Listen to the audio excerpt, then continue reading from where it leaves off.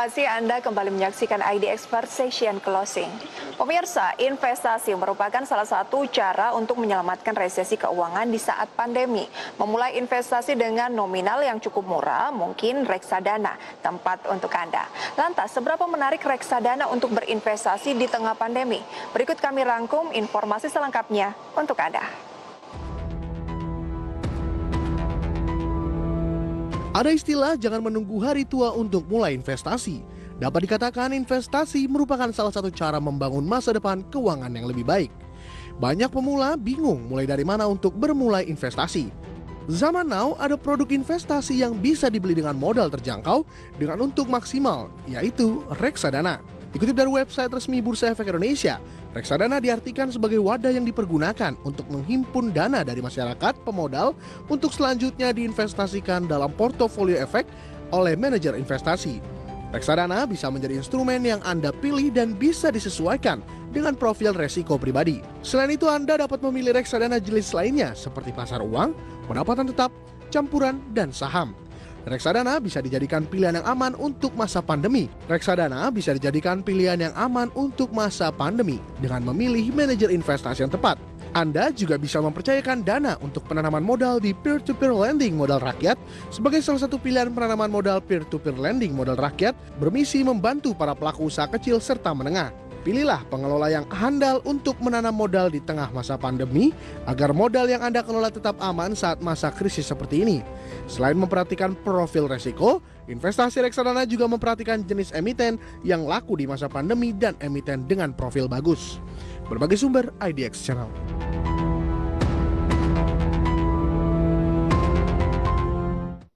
Untuk mendorong masyarakat menabung dan berinvestasi, beberapa platform digital asal Indonesia seperti e-commerce meluncurkan program yang menawarkan masyarakat untuk bisa berinvestasi secara online. Program yang ditawarkan antara lain adalah investasi emas, kemudian juga ada reksadana. Pada investasi reksadana melalui platform digital seperti e-commerce, pengguna bisa melakukan proses pendaftaran dan pencairan hanya dalam hitungan menit tanpa dikenakan biaya transaksi. Yang mana hal tersebut menjadi daya tarik terutama bagi kaum milenial untuk berinvestasi. Beberapa e-commerce juga mencatatkan selama pandemi virus corona berlangsung, kegiatan investasi di platform digital mengalami peningkatan. Platform digital e-commerce bekerja sama dengan startup penyedia layanan investasi reksadana, di mana kedua mitra tersebut diawasi oleh OJK. Selain itu, masyarakat juga bisa diberikan kemudahan dalam berinvestasi, di mana hanya dengan Rp10.000 saja Anda sudah bisa mulai berinvestasi reksadana di platform digital tersebut.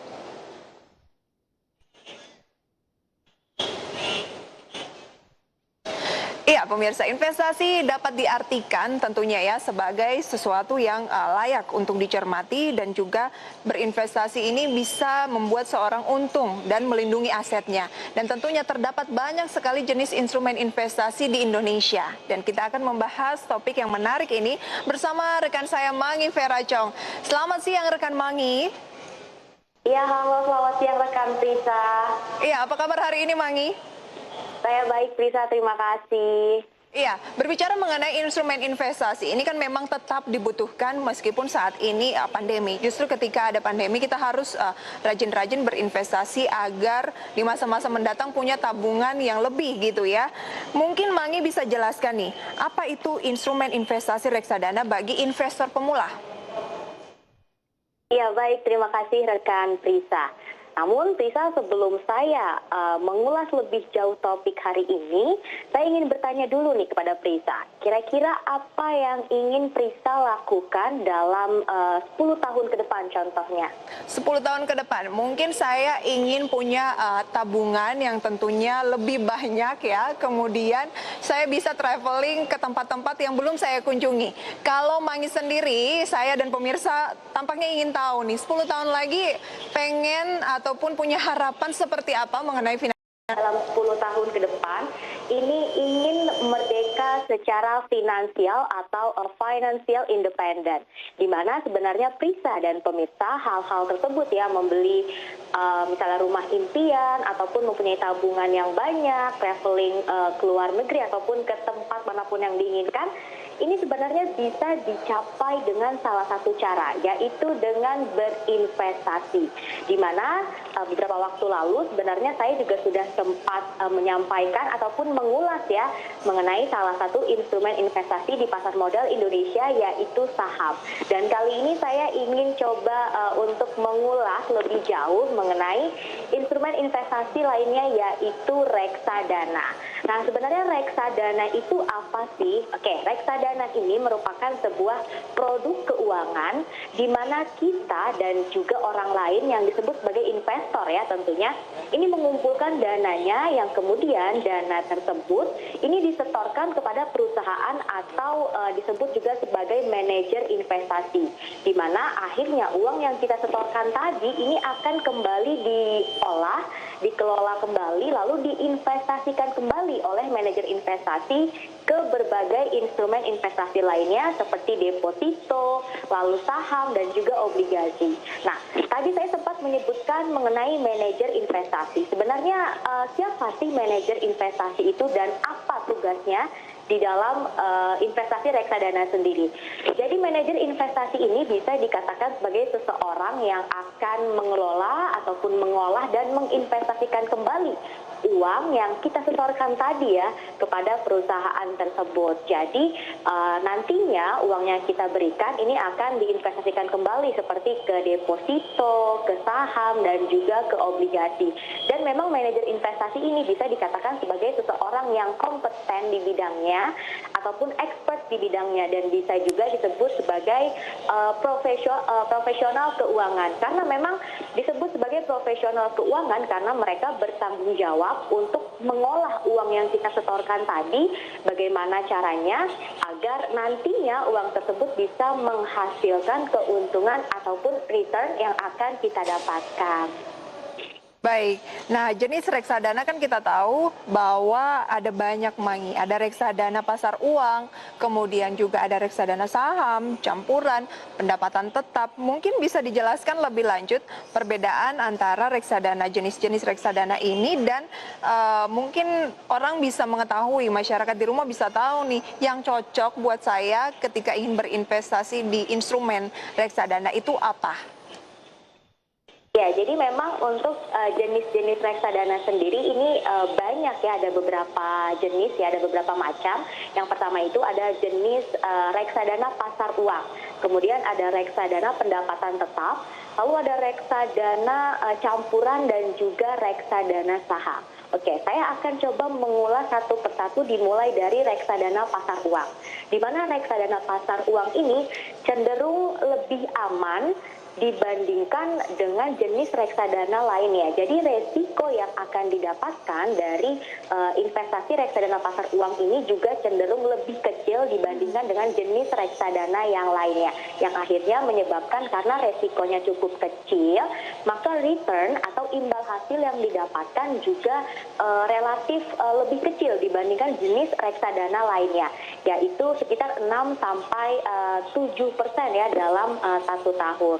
Di mana jika seorang investor memilih reksadana pasar uang, ini artinya uang yang tadi disetorkan kepada manajer investasi akan kembali diinvestasikan oleh manajer investasi tersebut ke dalam instrumen investasi deposito. Dan memang jika ada investor yang memilih reksadana pasar uang, ini cocok untuk pemula sebenarnya karena resikonya cukup kecil dibandingkan dengan jenis reksadana yang lainnya. Kemudian ada reksadana pendapatan tetap, di mana jika investor memilih reksadana pendapatan tetap, nantinya uang yang disetorkan kepada manajer investasi ini akan kembali diinvestasikan ke instrumen investasi lainnya, yaitu surat utang ataupun obligasi.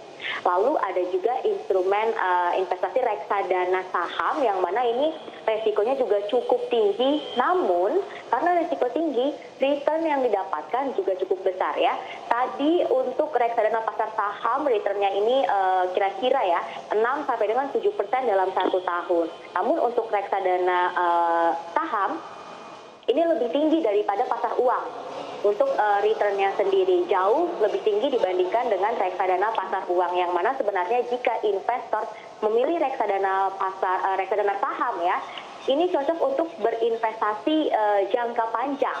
Cocok sekali untuk investasi jangka panjang karena memang melihat pasar modal yang selalu naik di setiap tahunnya. Lalu kemudian yang terakhir ada reksadana campuran. Nah, campuran ini adalah gabungan antara reksadana saham tadi ya. Jadi jika seseorang memilih reksadana campuran, ini artinya uang yang disetorkan akan kembali diinvestasikan ke instrumen investasi lainnya, contohnya deposito, lalu saham, dan juga obligasi. Bedanya jika kita memilih reksadana saham, maka uang yang kita setorkan hanya akan diinvestasikan ke saham saja. Namun jika kita memilih reksadana campuran, uang yang kita setorkan tadi maka akan diinvestasikan kembali langsung ke berbagai instrumen investasi lainnya. Jadi tidak hanya satu instrumen investasi saja, begitu pemirsa dan juga Prisa. Oke, itu dia tadi ya perbedaan dari jenis-jenis reksadana. Mungkin pemirsa bisa memilih begitu ya yang cocok dengan manajemen profilnya. Misalnya yang senang lebih agresif ataupun senang yang pelan-pelan tapi pasti begitu, ataupun lebih ke moderat. Nah, itu bisa menjadi pilihan mana yang cocok dengan kondisi ataupun karakter dari para investor di rumah. Nah, kalau berbicara mengenai investasi, Mangi, ini kan tentunya ada kekurangan, kemudian juga ada kelebihannya. Kira-kira apa sih plus minus berinvestasi khususnya di reksadana? Oke, jadi untuk setiap instrumen investasi sebenarnya ini tetap ada kelebihan dan kekurangan ya di semua instrumen investasi. Lalu untuk kelebihannya dari reksadana sendiri, yang pertama adalah adanya manajer investasi. Jadi cocok bagi investor yang memang memiliki keterbatasan informasi dan juga keterbatasan waktu. Karena jika kita berinvestasi lewat reksadana, uang yang kita setorkan tadi ini akan diolah, akan dikelola kembali oleh manajer investasi. Jadi adalah tugasnya manajer investasi tersebut ya, yang kemudian akan mengelola uang yang kita setorkan tadi untuk kemudian dilakukan dengan berbagai cara untuk mendapatkan return atau imbal hasil yang cukup besar. Dan memang selain itu, reksadana ini sebenarnya cocok bagi investor yang memang memiliki keterbatasan dana. Kenapa keterbatasan dana? Karena cukup dengan saat ini ya, cukup dengan Rp100.000 saja, masyarakat ataupun pemirsa maupun investor ini sudah bisa melakukan investasi reksadana. Dan jika contoh kita bandingkan dengan contoh lainnya, jika memang kita bandingkan dengan deposito misalnya, jika kita ingin mendapatkan imbal hasil yang cukup besar dari instrumen investasi deposito ya, maka kita harus menabung atau menaruh uang yang cukup besar juga. Tapi jika kita ingin memilih reksadana hanya dengan Rp100.000 saja, itu sebenarnya kita juga sudah bisa untuk berinvestasi, tidak perlu menyiapkan dana yang terlalu besar. Lalu kemudian sebenarnya reksadana ini juga dikatakan instrumen investasi yang cukup liquid karena bisa dicairkan kapan saja dan tidak perlu menunggu waktu, tidak ada tenggang waktu ya. Beda dengan deposito, yang mana deposito ini jika kita ingin mencairkan uang tersebut ini ada tanggal-tanggal atau waktu-waktu tertentunya. Jika kita mencairkan sebelum waktu yang ditentukan, biasanya ini akan ada denda yang dikenakan kepada nasabah tersebut. Jadi sebenarnya reksadana ini ya kelebihannya cocok bagi para investor yang memang memiliki keterbatasan waktu, keterbatasan dana, dan juga keterbatasan informasi. Karena contoh lainnya, jika kita ingin investasi saham, secara tidak langsung kita harus rajin update nih soal informasi pasar modal, ekonomi, maupun kejadian-kejadian ya mengenai ekonomi yang terjadi di negara tersebut. Sedangkan jika kita memilih reksadana, cukup menyerahkan uang kita saja terhadap manajer investasi yang kemudian kita tidak perlu memikirkan bagaimana agar kita mendapatkan hasil yang banyak ataupun tidak perlu update soal informasi ekonomi terkini ya, karena sudah ada manajer investasi yang akan mengelola uang kita tadi untuk mendapatkan hasil atau imbal ataupun return. Tapi tentunya reksadana juga memiliki kekurangan, di mana karena adanya manajer investasi tadi, kita harus membayar fee kepada manajer investasi, yaitu sekitar 1 sampai dengan 3%. Dan terkadang ada saja ya memang manajer investasi yang memang kinerjanya ini tidak baik ataupun kurang baik ya, yang mana sebenarnya ini merugikan investor sendiri, karena tadi kita harus membayar fee manajer investasi ya. Namun kemudian jika kita mendapatkan manajer investasi dengan kinerja yang buruk, itu cukup merugikan bagi investor tersebut. Oke, berarti Mangi dalam berinvestasi di instrumen reksadana, ini para investor juga harus teliti ya dalam memilih manajer investasi. Betul sekali, harus lebih teliti memilih manajer investasi, dan memang lebih baik jika memilih manajer investasi ini harus dicek dulu ya, karena manajer investasi yang memiliki kinerja baik itu biasanya tercatat oleh otoritas jasa keuangan, dan juga untuk para investor ini bisa memilih manajer investasi yang sekiranya memang sudah beroperasional kurang lebih 5 tahun, Prisa. Dan kita juga harus tetap memantau kinerja dari manajer investasi tersebut di beberapa tahun sebelumnya. Jadi kita harus lihat dulu nih track recordnya dari manajer investasi tersebut, kira-kira cukup bagus atau tidak jika memang kita ingin memakai jasa mereka sebagai manajer investasi. Oke, nah sudah dijelaskan apa saja yang harus diperhatikan begitu ya, kelebihan dan kekurangan dari berinvestasi di instrumen reksadana dibandingkan dengan tadi bagaimana menabung lewat deposito yang memang mungkin lebih umum, lebih orang ketahui begitu ya. Tetapi kalau saya lihat berarti instrumen investasi reksadana ini Mangi sangat cocok ya untuk para milenial yang baru tertarik untuk memulai menabung khususnya ataupun berinvestasi. Ini reksadana sangat cocok karena bisa diperoleh melalui e-commerce begitu ya. Dan boleh dijelaskan lebih jauh Mangi, bagi investor pemula yang ingin membeli reksadana itu bisa di mana saja sih? Ya, jadi untuk pembelian reksadana ini sebenarnya kalau zaman dulu ya Prisa dan pemirsa, ini membelinya harus lewat bank, dan investor tersebut harus datang ke bank dan juga menemui customer service yang kemudian nanti akan dibantu dan diarahkan untuk bisa membeli reksadana tersebut. Namun saat ini sudah banyak sekali bank-bank yang memang sudah beralih secara online ya dalam menyediakan layanan investasi reksadana. Dan untuk di Indonesia sendiri juga sudah banyak sekali perbankan yang memang menyediakan layanan investasi reksadana seperti BCA, Mandiri, BNI, dan juga BRI. Dan kemudian untuk saat ini juga telah disediakan ya program investasi reksadana melalui sekuritas dan juga e-commerce seperti yang Prisa sampaikan tadi, di mana ternyata menurut data yang saya dapatkan dari salah satu e-commerce, ini terjadi peningkatan sekitar 27 kali lipat dalam kurun waktu 2 tahun terakhir untuk pembelian reksadana melalui e-commerce. Karena memang bisa dikatakan saat ini masyarakat lebih menyukai segala sesuatu yang praktis ya. Betul. Di mana pemirsa tidak perlu khawatir karena membeli reksadana melalui e-commerce tersebut juga terbilang cukup aman karena tetap diawasi oleh otoritas jasa keuangan. Dan yang menjadi daya tarik lainnya jika membeli reksadana lewat e-commerce, ini cukup dengan Rp10.000 saja. Ini masyarakat ataupun para investor pemula sudah bisa berinvestasi reksadana, yang mana memang jumlahnya artinya 10.000 tidak cukup banyak ya Prisa ya, dan pemirsa ini sudah bisa melakukan investasi reksadana. Jadi bisa dimulai dengan sedini mungkin nih untuk mencoba investasi demi masa depan yang lebih baik lagi.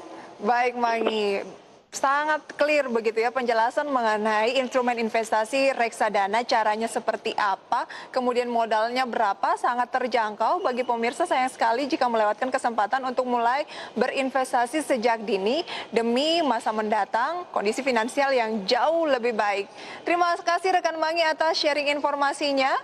Dan pemirsa Terima IDX Channel, kasih. jangan beranjak dari tempat Anda karena IDX Session Closing akan segera kembali dengan topik menarik lainnya.